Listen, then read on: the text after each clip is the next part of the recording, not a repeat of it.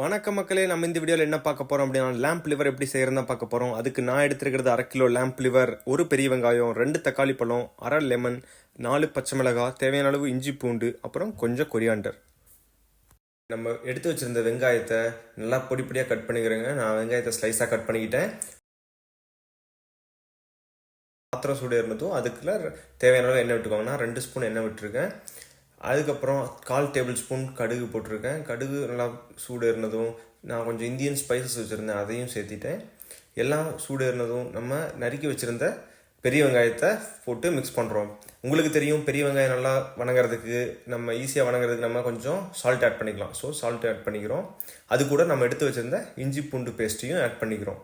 இஞ்சி பூண்டு பேஸ்ட்டு, அப்புறம் பெரிய நறுக்கின வெங்காயம் எல்லாத்தையும் போட்டு நல்லா மிக்ஸ் பண்ணுறேங்க. வெங்காயம் நல்லா மிக்ஸ் ஆனதும் நம்ம 4 பச்சை மிளகாய் சேர்த்திக்கிறோம். இப்போ எல்லாம் நல்லா மிக்ஸ் ஆயிடுச்சுங்க. இப்போ நம்ம கழுவி வச்சுருந்த 1/2 கிலோ லேம்ப் லிவரை சேர்த்திக்கிறோம். மக்களே, நான் எடுத்துருக்கிறது சயின்ஸ்பெரிஸ் லேம்ப் லிவர், அதை பிக்சர் ஆட் பண்ணியிருக்கேன். அந்த லிவரில் 100 கிராம் ஆஃப் லிவரில் 29.9 கிராம் ப்ரோட்டீன் இருக்குங்க. இப்போ நம்ம இந்த லிவரை ஃபுல்லாக நம்ம மிக்ஸ் பண்ணுங்க. மிக்ஸ் பண்ணி இதை ஃபுல்லாக நம்ம ஃப்ரை பண்ண போகிறோம். இப்போ கொஞ்சம் ஓரளவுக்கு ஃப்ரை ஆகிட்டு இருக்கு. ஃப்ரை ஆனதும் ஒரு ஸ்டேஜில் நம்ம தேவையான அளவு மஞ்சத்தூள் ஆட் பண்ணிக்கிறோம். அது கூடவே தேவையான அளவு நான் தூளுப்பு ஆட் பண்ணியிருக்கேங்க. ஸோ உப்பு நல்லா மிக்ஸ் பண்ணிட்டு, உப்பு, மஞ்சத்தூள், லேம்ப் லிவர், ஆனியன் எல்லாமே நல்லா மிக்ஸ் ஆகிட்டுங்க. ஓரளவுக்கு மிக்ஸ் ஆயிடுச்சு. இப்போ 15 மினிட்ஸாக மிக்ஸ் ஆகிட்டு இருந்துச்சு. மிக்ஸ் ஆனதுக்கப்புறம் நம்ம எடுத்து வச்சுருந்த காஷ்மீரி மிளகாய் தூளையும் சேர்த்திக்கிறோம். அது கூடவே நம்ம வீட்டில் அரைச்சி வச்சுருந்த மட்டன் மசாலாவையும் சேர்த்திக்கிறோங்க. இப்போ எல்லாமே சேர்த்திட்டு திருப்பி ஒரு 10-15 நிமிஷம் நல்லா வேக விடணும்.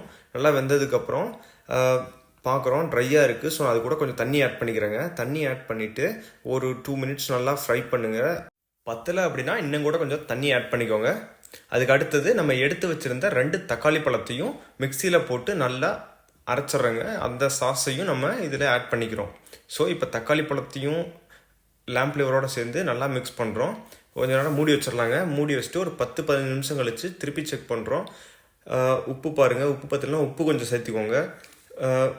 இல்லை தண்ணி ஊற்றணும், இல்லை ரொம்ப ட்ரையாக இருக்குது அப்படின்னா, அடி பிடிக்கிற மாதிரி இருக்குன்னா தண்ணியும் கொஞ்சம் ஆட் பண்ணிக்கோங்க. உங்களுக்கு தேவைக்கேற்ப தண்ணி ஆட் பண்ணிட்டு திரும்பி நல்லா வேக விட்டுட்டு ஒரு 5 மினிட்ஸ்க்கு அப்புறம் எடுத்து சாப்பிட்டு பாருங்கள். உங்களுக்கு ஈரல் வெந்துருச்சா இல்லையான்னு செக் பண்ணுங்கள். ஈரல் வெந்துருச்சு அப்படின்னா உங்களுக்கு ஈஸியாக உடையும். அப்படி ஈரல் உடையில நல்லா வேகலை அப்படின்னா மூடி வச்சுட்டு திருப்பி ஒரு 5 மினிட்ஸ் 10 மினிட்ஸ் வேக விடுங்க. ஈரல் நல்லா வெந்துருங்க. ஈரல் வெந்ததுக்கப்புறம் இதில் இறக்கிறதுக்கு முன்னாடி கொஞ்சோண்டு குருமிளகு, எடுத்து வச்சுருந்த பெப்பர், பிளாக் பெப்பர், நுணுக்கின பிளாக் பெப்பர் ஆட் பண்ணிக்கிறோங்க.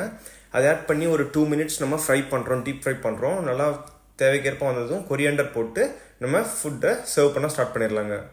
இந்த அருமையான லேம்ப் லிவர் கூட நம்ம எடுத்துருக்கிறது இன்றைக்கி சப்பாத்திங்க. நான் ஆல்ரெடி மாவு பிணைஞ்சு அந்த மாவை தேய்ச்சி நான் ரெடியாக வச்சுருக்கேன்.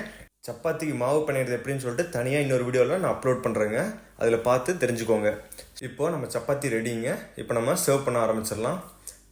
இப்போ நான் சப்பாத்தி கூட லேம்ப் லிவர் போட்டிருக்கேன். மக்களே, இப்போ நம்ம டேஸ்ட் பண்ண போகிறோம். பார்ப்போம் டேஸ்ட் எப்படி இருக்குன்னு.